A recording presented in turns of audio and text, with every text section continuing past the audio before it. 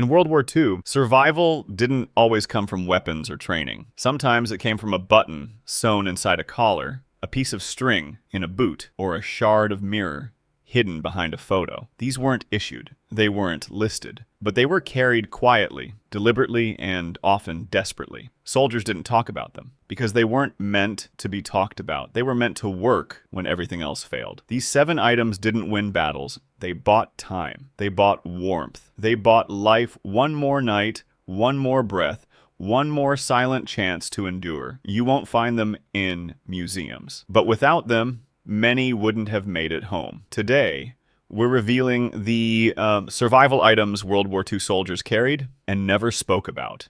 Hit like and subscribe to preserve the quiet knowledge that war left behind. Number 1, pencil stub for messages and maps. In war, paper vanished quickly, but one object stayed close, buried deep in cloth, worn smooth by nervous hands.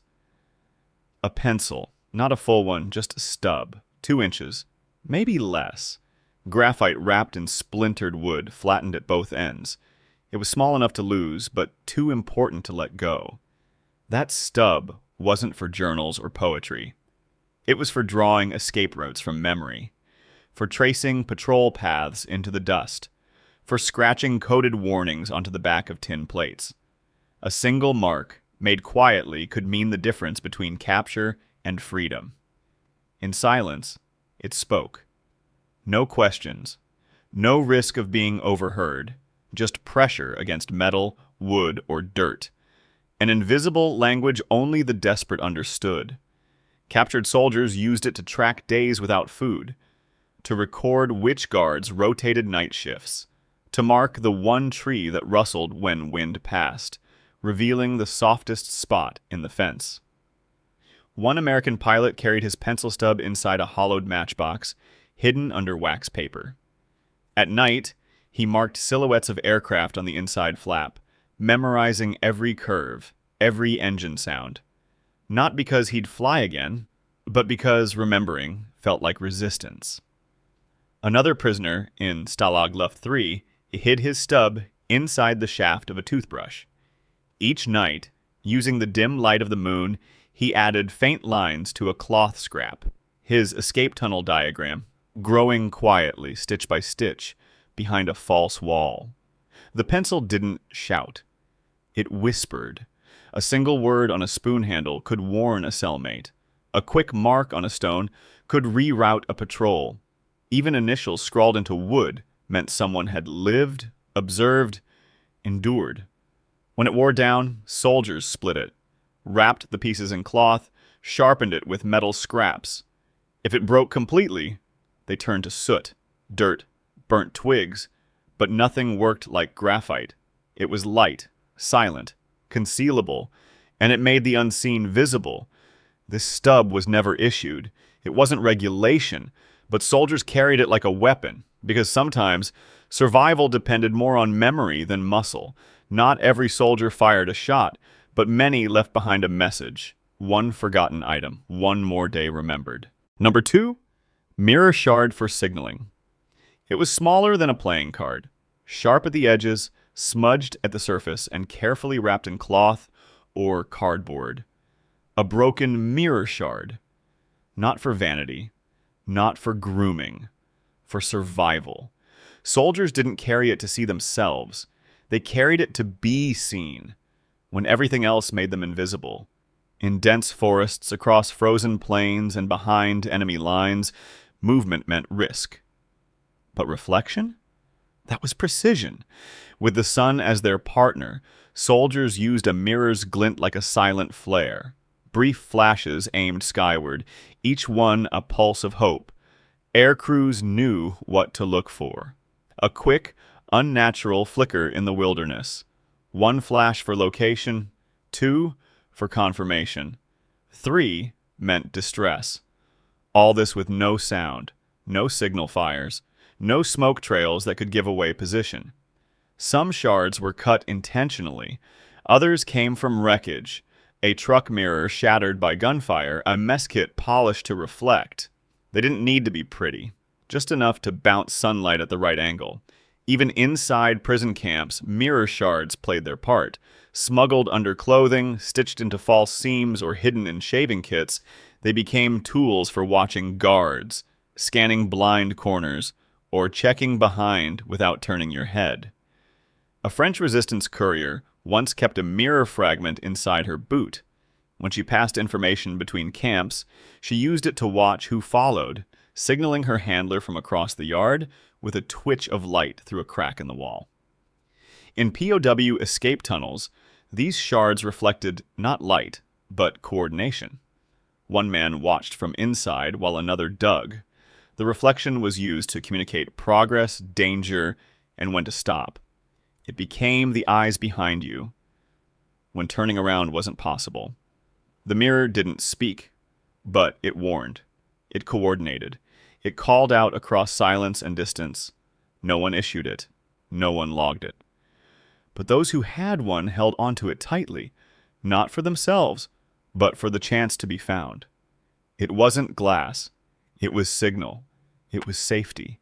It was connection, cut and carried in a world trying to forget you existed.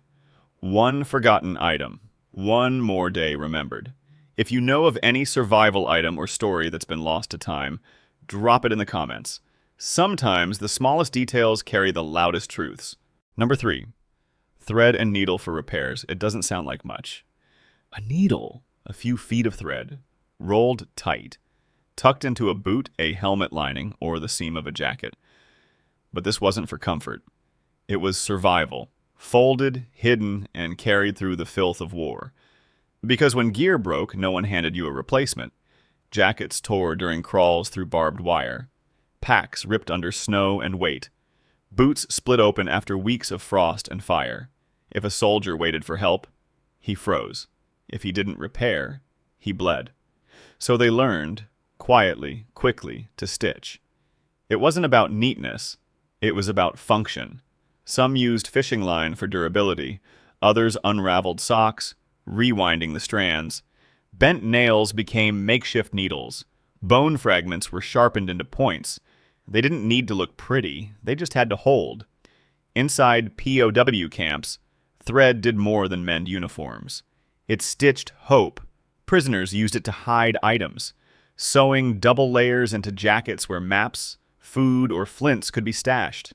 Others passed coded messages between seams, trusting a needle to carry secrets where voices couldn't. In one German camp, an escaped prisoner was caught, not because of a tunnel, but because a missing stitch on his borrowed coat gave him away. That one detail told guards he didn't belong. After that, every man learned to sew, like his life depended on it. Because it did. Even wounds were closed in silence. When medics were gone and supplies had vanished, soldiers used thread to suture cuts.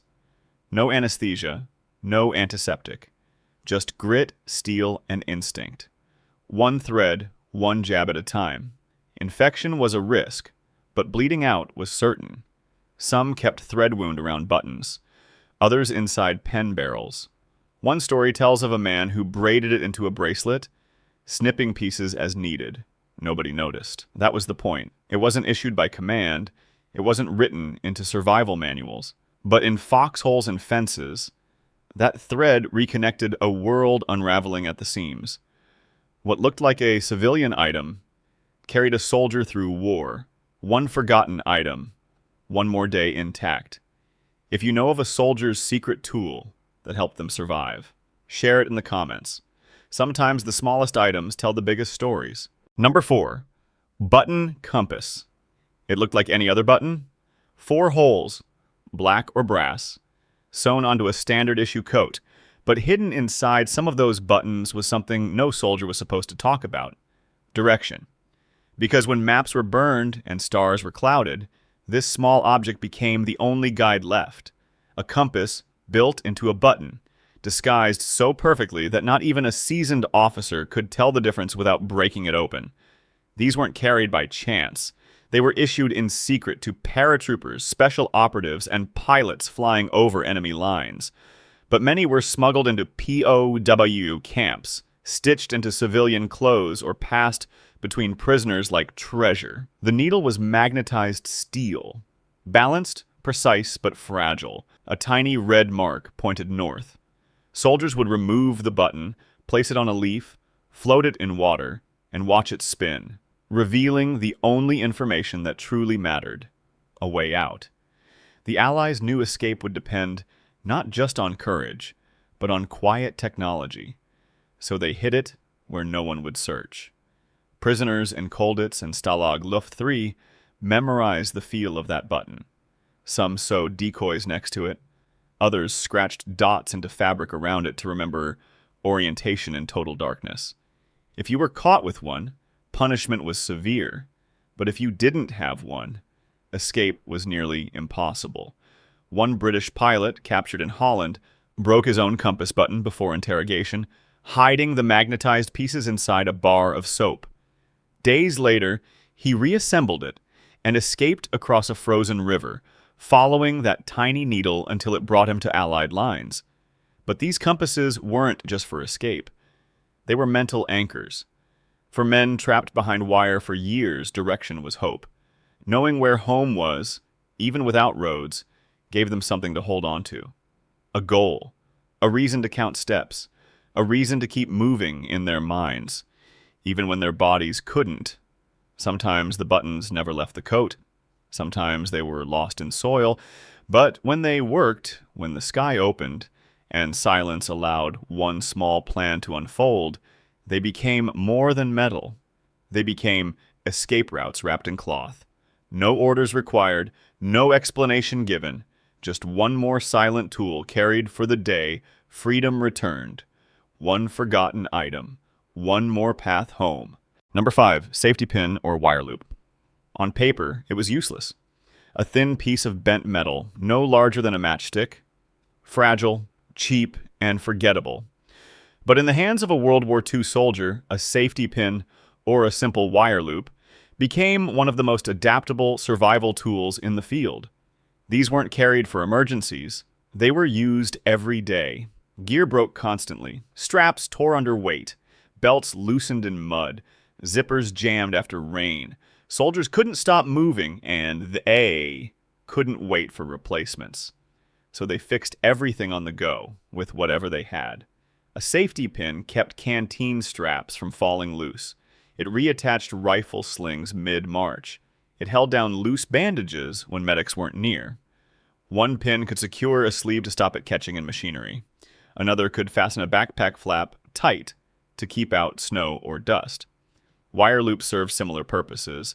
Soldiers shaped them to create makeshift latches for ammo crates. Some used them as hooks to pull hot mess kits from fires. Others bent them into locks, binding crates shut during transport to keep supplies dry and secure. Nothing about these tools looked impressive, but their reliability earned them space in every pocket. Soldiers didn't think of them as optional. They were standard, unofficial, unspoken, but irreplaceable. When parachutes needed quick refolding under fire, pins helped anchor fabric. When uniforms tore along seams, a wire loop held it together just long enough to stay warm through a freezing patrol. Even weapon components, tiny springs or clips, were sometimes temporarily replaced using bent wire pulled from fencing or ration cans. The field didn't wait for a solution. Soldiers made one. One U.S. infantryman marching through Italy used a bent safety pin to bypass a broken trigger guard latch, not as a weapon emod, but to keep the weapon closed. That fix held for days until resupply arrived. Another kept 2 pins on his dog tags, not for decoration, but to reset the firing pin on his sidearm if jammed. These items didn't save lives in a dramatic moment. They preserved function. They bought time. And in war, time is survival. No ceremony marked their use. No recognition came after. But when everything else was failing, a pin in the right place meant the mission continued. And so did the man carrying it. One forgotten item. One more step forward. Number 6. Photographs folded in oil paper. Some soldiers carried knives. Others carried letters. But the one thing nearly all of them carried was a photograph. Not in frames, not in albums, just a small, worn picture folded tightly inside a piece of oil paper, protected from water, hidden from damage, carried close to the body where no one could take it away. It wasn't just sentiment, it was survival. A single image, a wife holding a child, a family standing by a doorway, a friend in uniform, could pull a soldier back from the edge when nothing else could. The oil paper served a purpose. It kept the photo dry during storms, preserved the ink during marches, and shielded it from sweat, mud, and snow. Many used waxed ration wrappers or trimmed pieces from waterproof maps. Some folded the image so many times the creases nearly erased the face. Still, they held on to it. Because in a war where silence was standard and death could come without warning, the photograph reminded them who they were before the uniform. It was the one piece of home that didn't need translation. Men would check the photo during downtime, not out of comfort, but discipline, to remind themselves of what waited beyond the trenches.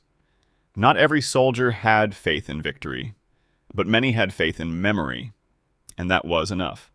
Photographs also served a functional role. Some soldiers wrapped extra items inside them, like matches, pressed herbs, or coded messages, protected by the oil paper and folded into shirt linings. Others used the stiff fold to press leaves or notes flat inside their packs. But the image itself was always the priority. In freezing camps, when hands went numb and thoughts blurred, just holding that tiny bundle of paper gave men a reason to keep moving. One soldier fighting through the Ardennes carried a torn photo of his mother's kitchen table. Just the corner of it. No faces. But that table meant warmth. And in that snow-covered forest, warmth meant everything. Another infantryman in North Africa kept a photo of his old workshop. Not the people, just the tools on the wall. Because those tools reminded him of precision, of purpose, of a life that made sense before everything broke apart. It wasn't just nostalgia. It was navigation through chaos, through exhaustion, through fear. That photo, protected in oil paper, was more than a keepsake. It was armor of the mind, a line back to self when the world had turned to noise. And if it ever fell out of a pocket, they'd search until dark to find it. Because in a place where nothing was certain, that one square of memory never changed. One forgotten item. One more reason to return. If you know of any small keepsake that helped a soldier hold on, share it in the comments. Some stories don't fade. They just wait to be remembered. Number 7. Waxed matches. There was one thing every soldier feared more than bullets at night. The cold. And when temperatures dropped below freezing, wet matches became dead weight. That's why the smartest soldiers carried a tiny, waterproof miracle, waxed matches, or a flint strip, hidden and protected like gold. They weren't issued with fanfare. You wouldn't find them listed on any official kit. But the men who had seen a fire go out in sleet, who'd watched comrades shiver uncontrollably in a trench, knew one truth. Fire was life. Waxed matches were hand-prepared. Soldiers dipped standard matches in candle wax or paraffin one by one, letting them dry and harden. Some wrapped them in foil, others sealed them in layers of cloth or slipped them inside brass tubes. It wasn't beautiful work, it was instinct. And it worked. Even when soaked by rain, these matches struck clean.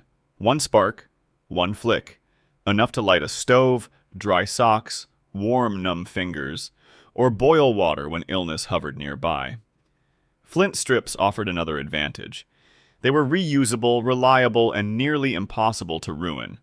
Tucked into belt loops, stitched beneath collars, or tied behind dog tags, these small tools could outlast the war itself.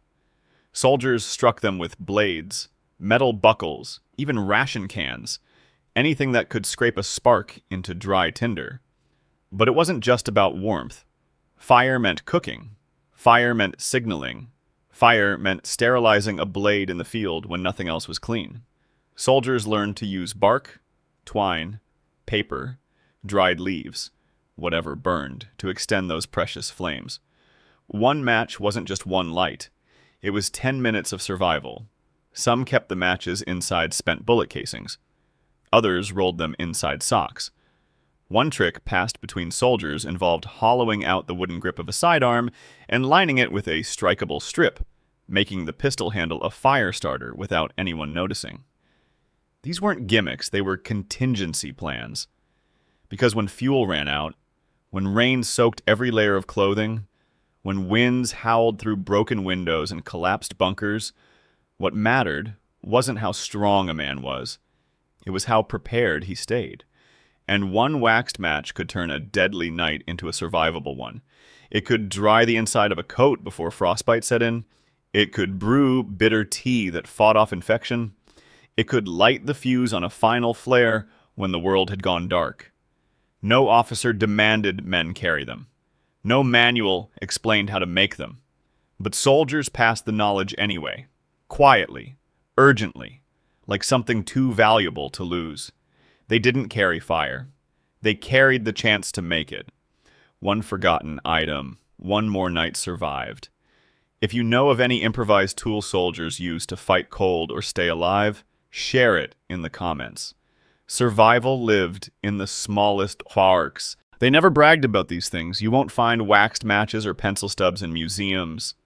No general wrote speeches about thread, flint, or folded photographs. But these were the objects that held men together when everything else was falling apart. Because in war, it wasn't always bullets that decided who lived. It was who carried warmth in a frozen field, who stitched a boot instead of letting it rot, who struck a spark when the night was long and the rations were gone. These weren't survival tricks, they were lifelines, passed in silence, protected with care and buried in pockets where no one could steal them. The men who carried these tools didn't talk about them when they came home. They didn't need to. Their silence was proof. But now the silence is breaking. If you've watched this far, you understand. Real survival isn't loud. It's deliberate. It's precise. And sometimes it's just one thread, one photo, one forgotten match away from being lost forever. So help keep these memories alive. Like this video, share it with someone who still values quiet resilience, and subscribe, because this history doesn't live in books. It lives in the tools they never let go.